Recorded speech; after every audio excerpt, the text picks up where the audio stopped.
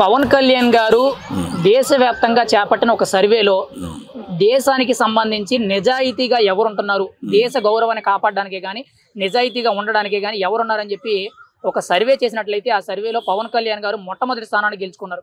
అసలు ఏంటి సార్ పవన్ కళ్యాణ్ గారు ఈ మధ్యనే అంత పాపులర్ అయిపోవడం అనేది ఎలా అనిపిస్తుంది? వాస్తవంగా మన దేశంలోనే కాదు ప్రపంచంలోనే నెంబర్ 1 పొలిటీషియన్ ఎవరైనా ఉన్నారంటే నిజాయితీలో నెంబర్ 1 పొలిటీషియన్ ఎవరైనా ఉన్నారంటే ఒక్క పవన్ కళ్యాణ్ గారే. నిజం, అది కాదంటానికి ఎలాంటి ఆధారాలు లేవు. ఎందుకంటే ఆయన జీవితం ప్రారంభమైన దగ్గర నుంచి, పవన్ కళ్యాణ్ అనే వ్యక్తి జీవితం ప్రారంభమైన దగ్గర నుంచి సంపాదించిన దాంట్లో 50% మా పేద ప్రజల కోసం, పేద వర్గాల కోసం ఖర్చు పెట్టుకుంటూ వచ్చాడు. అలాగే ఆయన సంపాదించిన దాంట్లో ఎక్కువ భాగం ఖర్చు పేద ప్రజల కోసం వెచ్చించిన వ్యక్తి ఎవరైనా ఉన్నారంటే ప్రపంచంలోనే నెంబర్ 1 స్థానంలో ఉన్నది పవన్ కళ్యాణ్. ఈవేళ సర్వేలో తేలింది ఏంటి, పవన్ కళ్యాణ్ మన దేశంలో పొలిటీషియన్లో అవినీతి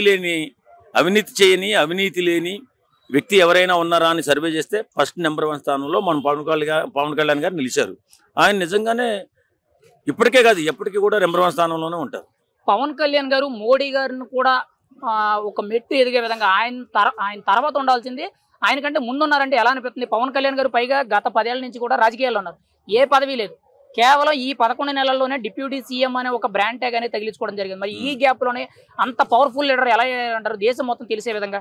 ఇప్పుడు ఆయన జీవితాన్ని మొత్తాన్ని ఎగ్జాంపుల్ గా తీసుకుంటారండి. ఇప్పుడు సర్వే చేసేటోళ్ళు ఏంటంటే ఈయన ఎవరు, ఎక్కడ స్టార్ట్ అయ్యాడు, ఎలా ఈయన జీవితం స్టార్ట్ అయింది, ఎలా ఈ స్థాయికి ఎదిగాడు, ఏ రంగంలో ఈయన అద్భుతమైన స్థానంలో రాణించాడు, ఏ రకంగా మంచితనంలో నిలిచాడు, ఇలాంటివన్నీ కూడా కొలమానం చేసుకుని సర్వే చేసేటటువంటి వ్యక్తులు అప్పుడు నెంబర్ 1 స్థానం ఇస్తారు. కాబట్టి ఇంత పాపులర్ ఉన్నటువంటి వ్యక్తి, ఇన్ని దానాలు చేస్తున్నటువంటి వ్యక్తి మరి ఒకరు లేరు. కాబట్టి రాజకీయాల్లో కానీ మన సేవా దృక్పథంలో కానీ ఏ రంగంలోనూ కూడా లేడు. అంత గొప్ప స్థానం సంపాదించాడు. అందుకే చాలామంది పవన్ కళ్యాణ్ పిచ్చాభిమానులుగా మారిపోతారు. అందులో మేము కూడా ఒకటే. మేము కూడా పవన్ కళ్యాణ్ గారి అభిమానులమే. వయసు పెద్దదైనా పవన్ కళ్యాణ్ గారు ఎక్కడికి వెళ్ళమంటే అక్కడ దూకే వ్యక్తిత్వం ఉన్న మనుషులు మేము, జన సైనికులు మేము.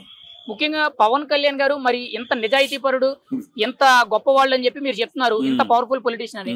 మరి అటువంటి వ్యక్తిని ఇప్పటికీ కూడా చాలా మంది కూడా విమర్శిస్తున్నారు, తిడుతున్నారు. ఆయన రాజకీయాలకు అమ్ముడుపోయారు, ప్యాకేజీ తీసుకున్నారని చెప్పి ఏదేదో మాట్లాడుతున్నారు. మీ అభిప్రాయం ఏంటంటే దాని మీద? ఇప్పుడు సన్నాసుల గురించి ఎక్కువగా ఆలోచించకూడదు, మాట్లాడకూడదు. ఎందుకంటే నిజాయితీ పరుడు రాజకీయాల్లో ఉన్నప్పుడే రాజకీయం స్వచ్ఛంగా పేదలు చల్లగా బతుకుతారు.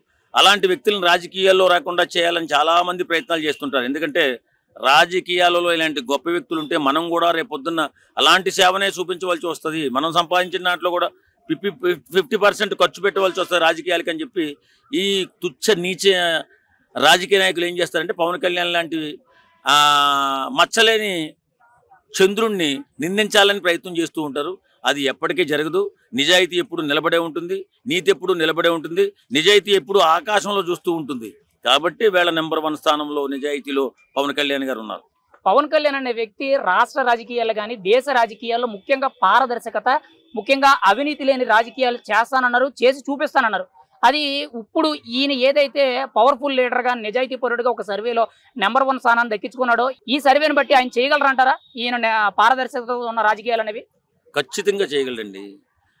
ఇప్పుడు పవన్ కళ్యాణ్ గారు డబ్బు మీద ఆశ ఉన్నటువంటి వ్యక్తి కాదు, సుఖాల మీద ఆశ ఉన్నటువంటి వ్యక్తి కాదు. అలాంటి వ్యక్తిత్వం ఎంతో కొంతమందికి ఉంటుంది. మనుషుల్లో దేవుడు అంటారు, అందుకే పవన్ కళ్యాణ్ గారిని.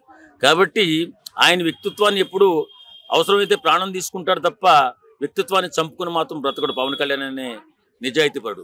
కాబట్టి పవన్ కళ్యాణ్ని ఎవరు ఢీ కొట్టాలని చూసినా, పవన్ కళ్యాణ్ని తక్కువ చేసి మాట్లాడాలని చూసినా వాడే పతనానికి పడిపోతాడు. ఈ చాలా నిదర్శనాలు జరిగినాయి ఈ మధ్యకాలంలో.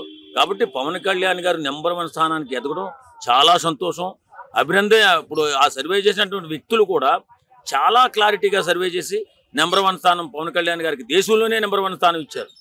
ఫైనల్ గా పవన్ కళ్యాణ్ గారి గురించి ఒక మాటలో మీరు ఏం చెప్తారు?